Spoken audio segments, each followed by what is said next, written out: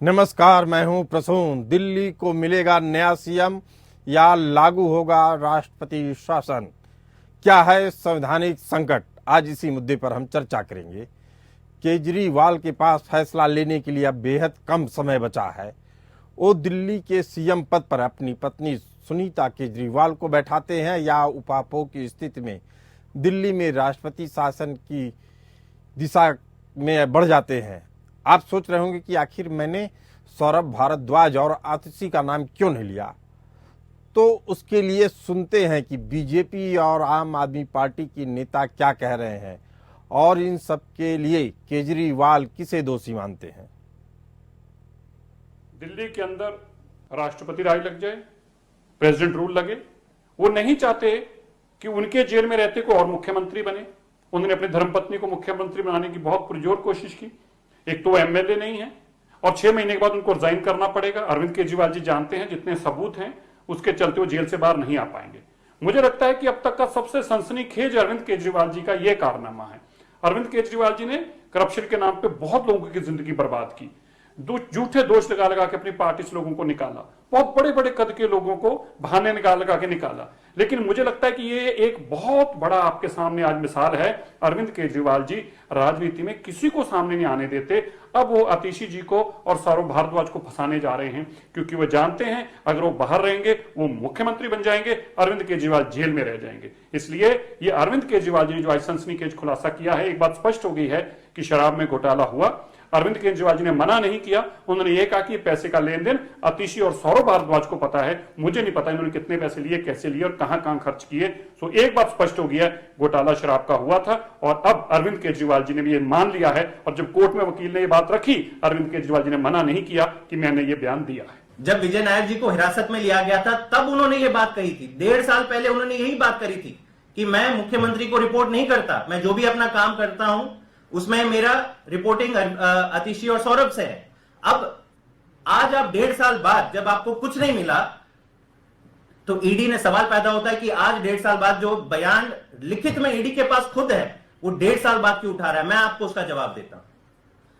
कल जितना बड़ा शक्ति प्रदर्शन रामलीला मैदान में देश ने देखा, देश के तमाम लोगों ने देखा, जिस प्रकार से पूरी आम आदमी पार्टी का नेतृत्व, second line, third line, fourth line, हर एमएलए, हर मंत्री, हर सांसद, हर आम आदमी पार्टी का कार्यकर्ता और उतना ही नहीं, विपक्ष के तमाम बड़े बड़े नेता, इंडिया अलायंस के तमाम बड़े बड़े नेता जैसे कंधे से कंधे मिलाकर इस चीज के लिए खड़े हुए थे कि अरविंद केजरीवाल जी के साथ अन्याय हुआ।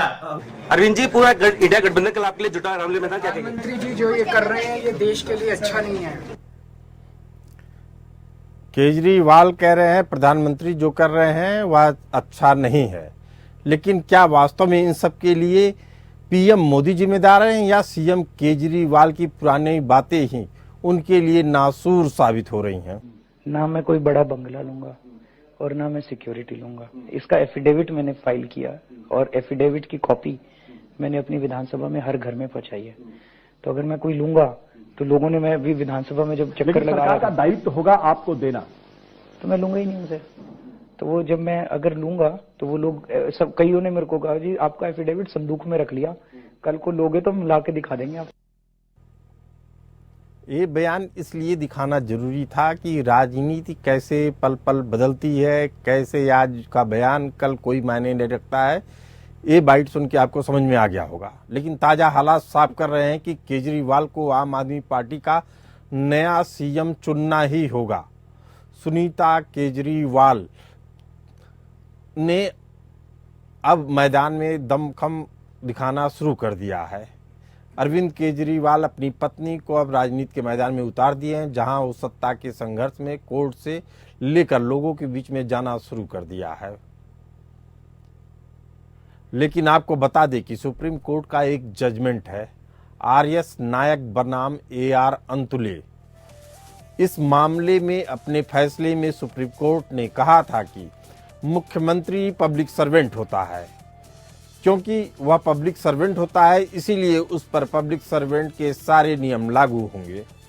अब कोई भी पब्लिक सर्वेंट 48 घंटे से ज़्यादा जेल में रहता है तो उसे निलंबित कर दिया जाता है या सस्पेंड कर दिया जाता है। फिर कोई मुख्यमंत्री जेल में रहते हुए पद पर कैसे रह सकता है?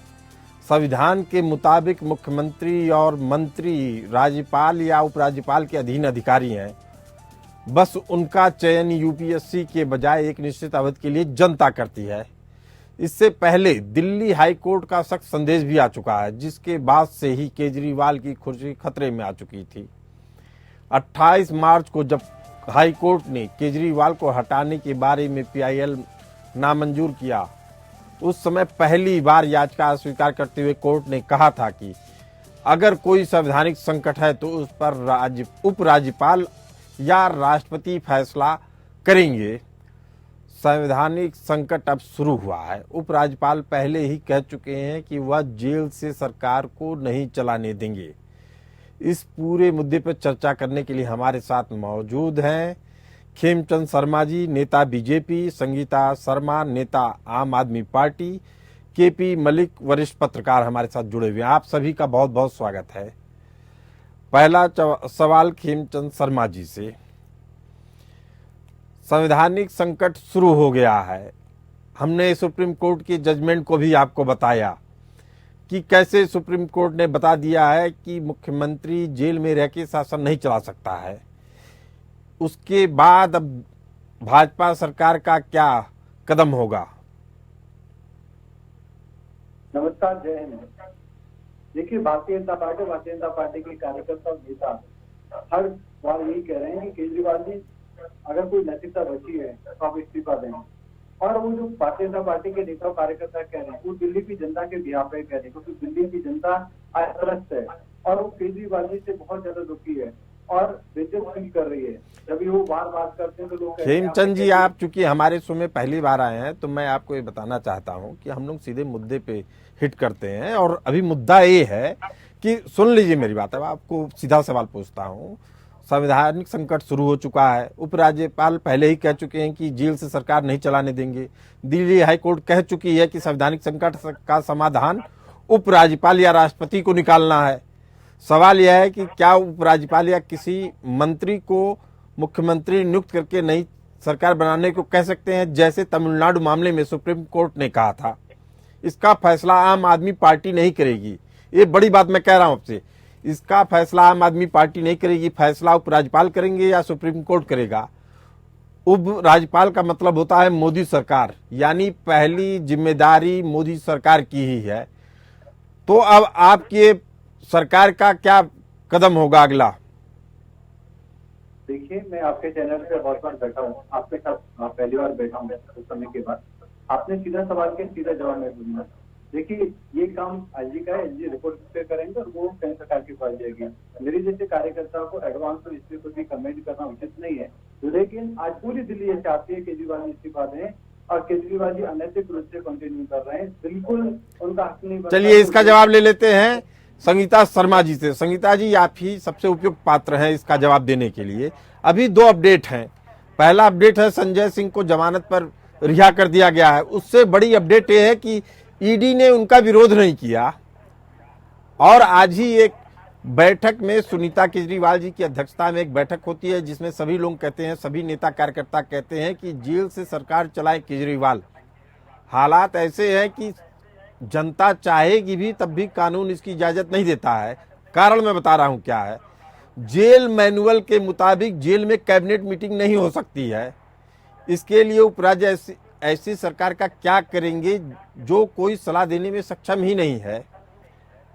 अब केजरीवाल को जमानत नहीं मिलती है और तिहाड़ जेल में ही रहना पड़ता है तो सरकार ठप पड़ जाएगी।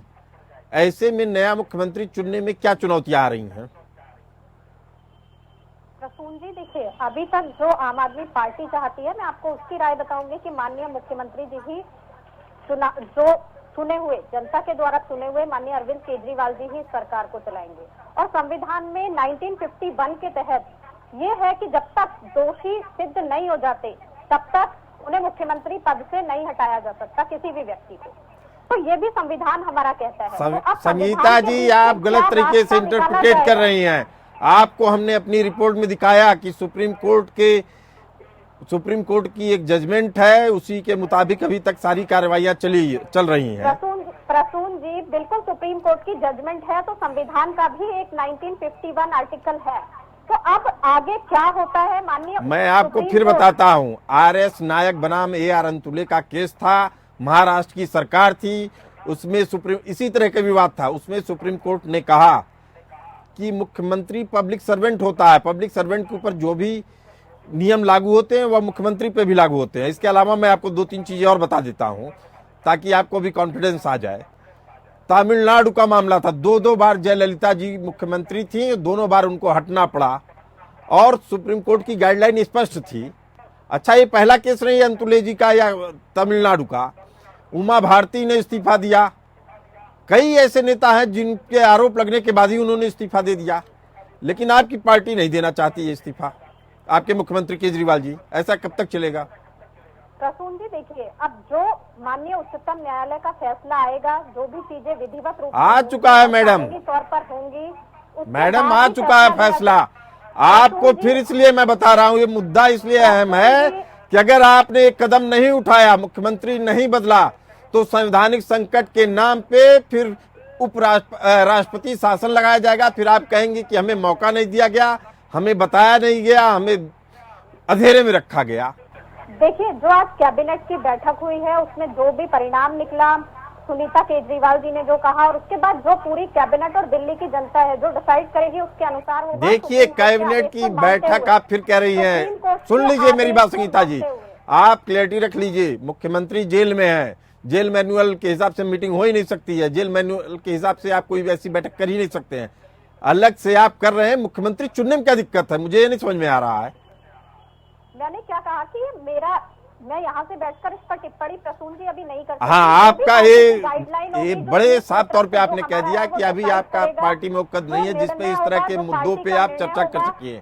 हमारे साथ मौजूद हैं KP मलिक जी, वरिष्ठ पत्रकार। KP मलिक जी, राजनीति क्या है आपसे समझना चाहते हैं। एक तरीके से ईडी ने एक भी बार विरोध नहीं किया संजय सिंह की जमानत का। क्या सुनीता केजरीवाल के सामने नया मुख्यमंत्री कैंडिडेट प्रस्तुत कर रही है सरकार? देखिए प्रसून जी, अगर आप देखें, जितनी मुझे विधि की जानकारी है उसमें कोई ऐसा नियम नहीं है कि अगर कोई मुख्यमंत्री जेल जाता है उसको तुरंत इस्तीफा देना पड़े या वो अंदर से सरकार चलाए। ये सब नैतिकता के आधार पर होता है।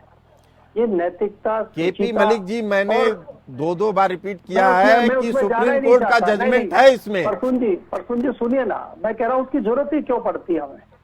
सुनीता केजरीवाल जी जनता के द्वारा तो चुनी नहीं गई है कि वो फैसला लेंगे। यही सवाल जयललिता के मामले में सुप्रीम कोर्ट में रखा गया था। सुन लीजिए, यही सवाल जयललिता के मामले में सुप्रीम कोर्ट में रखा गया था और सुप्रीम कोर्ट ने इस तरह की चीजों को नकार दिया था।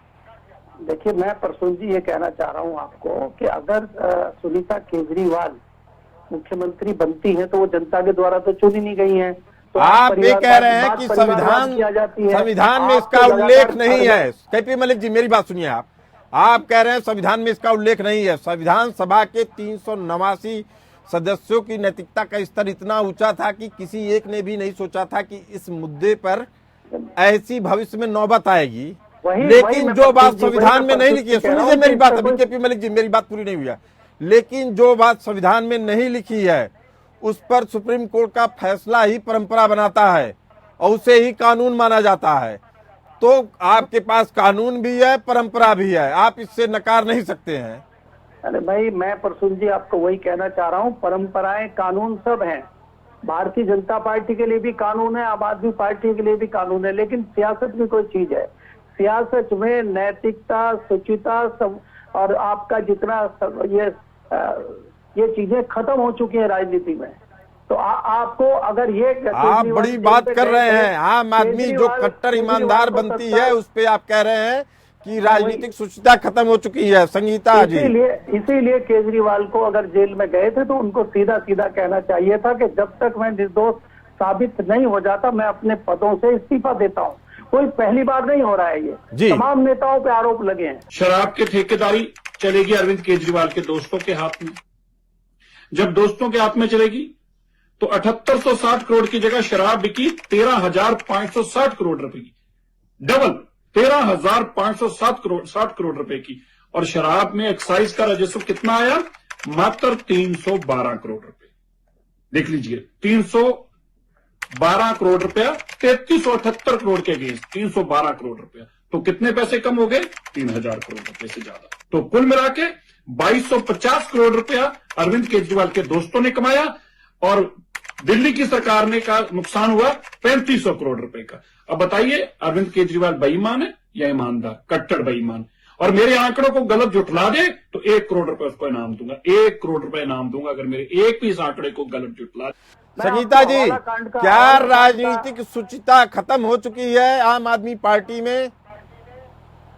देखिए, राजनीतिक शुचिता आम आदमी पार्टी की खत्म नहीं हुई है। आज अगर किसी पार्टी की खत्म हुई है तो बीजेपी जो तानाशाही और लोकतंत्र को लगातार हत्या करने का काम कर रही है। देखिए, इस्तीफा देना आपको है, आप बात करिए दूसरे दलों की। किसी एक व्यक्ति की गवाही से, जिसने 8 बार गवाही में ना किसी मुख्यमंत्री का नाम नहीं लिया, माननीय अरविंद जी का नाम नहीं लिया, और वो चंदा देते हैं बीजेपी को। आपको संगीता जी तथ्यों की जानकारी नहीं है। मैं अभी केवल इसी मुद्दे पे चर्चा कर रहा हूँ।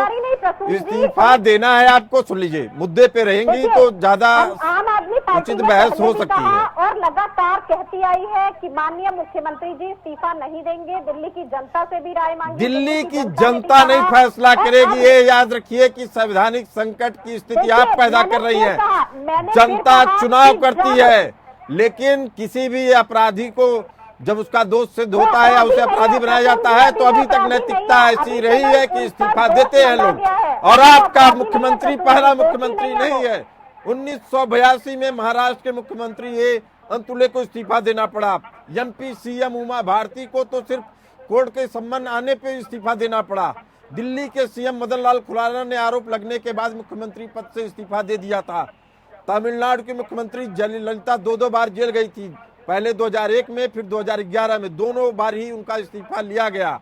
वो भी सुप्रीम कोर्ट गई थी, उसमें दलील यही दी गई थी कि जनता ने उनको मुख्यमंत्री के तौर पे चुना है, दूसरे आदमी को कैसे मुख्यमंत्री बना दे। सुप्रीम कोर्ट ने नकार दिया इस दलील को। अब उस लिस्ट में झारखंड के सीएम हेमंत सोरेन का भी नाम जुड़ गया, जिन्होंने इस्तीफा दिया है। आप कैसी बात कर रही हैं संगीता जी?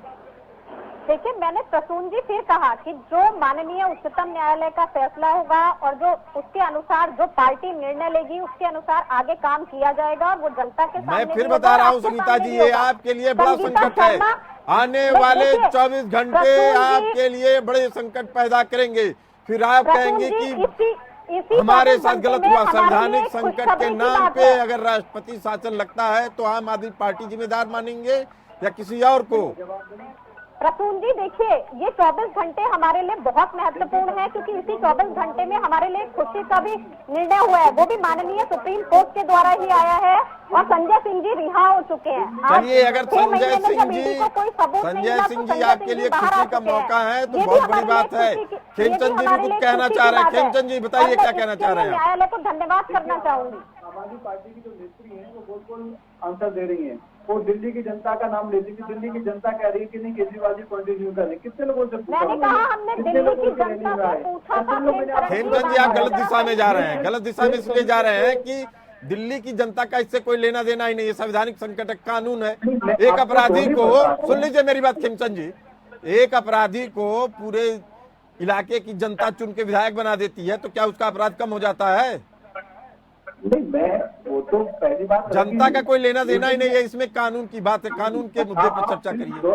आप सुनिए, दोनों ही एंगल से ये लॉजिकल पॉइंट पे है। जनता में भी इन्होंने कुछ लोगों से अपने कार्यकर्ता, इवन इनके कार्यकर्ता भी चाहते हैं कि कोई नहीं चाहता दिल्ली में सरकार है और लीगल दिल्ली की चिंता मत कीजिए, दिल्ली की चिंता हम कर लेंगे। जी है तो कहते हैं कि मात्र आरोप पे इसको बताती है। आज आरोप नहीं है, आज ये जेल में है। आज जेल में भी जो कोर्ट में जाते हैं हाईकोर्ट केपी मलिक जी, आप बताइए कि अगर संजय सिंह को बिना ईडी के विरोध के कारण जमानत मिलती है तो आपको क्या लगता है, राजनीतिक कोई संदेश दिया जा रहा है या इसके राजनीतिक नेता 24-48 घंटे में निकलेंगे, या सुनीता केजरीवाल जी का रास्ता एकदम साफ है मुख्यमंत्री बनने के लिए? देखिए प्रभु जी, मुझे आप 1 मिनट का टाइम दीजिएगा, मैं अपनी पूरी बात जी जी देखिए केजरीवाल जो चाहते हैं, केजरीवाल जी जरा सुन लीजिए केपी मलिक जी को। केजरीवाल भी अपनी रणनीति और राजनीति कर रहे हैं। केजरीवाल को मालूम है अगले साल विधानसभा का चुनाव है। अगर राष्ट्रपति शासन, आधी सिंपैथी उनको लगता है कि मिल चुकी है जेल जाने से, आधी जो सिंपैथी है वो दिल्ली में राष्ट्रपति शासन लगने के बाद उनको मिलेगी और अगले साल दिल्ली में विधानसभा का चुनाव है। आज अगर दिल्ली में राष्ट्रपति शासन लगता है, उसका उनको आने वाले चुनाव में, जो तत्काल लोकसभा के चुनाव है उसमें भी फायदा मिलेगा और इसके बाद जो दिल्ली का विधानसभा चुनाव होगा उसमें भी उनको फायदा मिलेगा। इसलिए वो इस रणनीति पे चल रहे हैं। केजरीवाल खुद चाहते हैं कि दिल्ली में राष्ट्रपति शासन लगे, इसीलिए के रणनीति कर रहे हैं। नहीं तो नैतिकता, शुचिता, सिद्धांतवाद नेताओं के अंदर होना चाहिए। मैं कई नेताओं की यहाँ पे आपको उदाहरण दे सकता हूँ। सबसे बड़ा उदाहरण अडवाणी जी का है। उनका नाम सिर्फ हवाला कांड में आया था और नाम आते ही उन्होंने अपने सभी पदों से इस्तीफा दे दिया था और उन्होंने ये कहा था कि जब तक मैं निर्दोष साबित नहीं हो जाता मैं अपने किसी भी पद पर वापस नहीं आऊंगा। और केस चला लंबा और निर्दोष साबित हुए। ऐसे तमाम नेता है। शास्त्री जी ने इस्तीफा दिया। लंबी फहरिस्त भारत की राजनीति में है। लेकिन आजकल नेता जो है सियासत के तहत ये सारे हथकंडे अपनाते हैं। अब ईडी ने 6 महीने संजय सिंह को जेल में रखा है। संजय सिंह से कुछ उगलवा नहीं पाए, संजय सिंह का कुछ निकला नहीं, तो ईडी कैसे उनकी जमानत पर रोक लगवाती, कैसे बहस करती, कुछ है ही नहीं ईडी के पास, तो इसलिए संजय सिंह को छोड़ना पड़ा। तो ये सब राजनीतिक हथकंडे हैं और इसी में भी कानून का प्रयोग तमाम सियासी दल कर रहे हैं अपने हितों के लिए, चुनाव को देखते हुए। जी, लेकिन एक बड़ा सवाल है कि आखिर खेमचंद जी क्षमा चाहते हैं। इस चर्चा में फिलहाल इतना ही है। समय की कमी के कारण इस चर्चा को यहीं विराम देते हैं। आप सभी मेहमानों का बहुत बहुत धन्यवाद। चलते रहिए एपीएन न्यूज के साथ।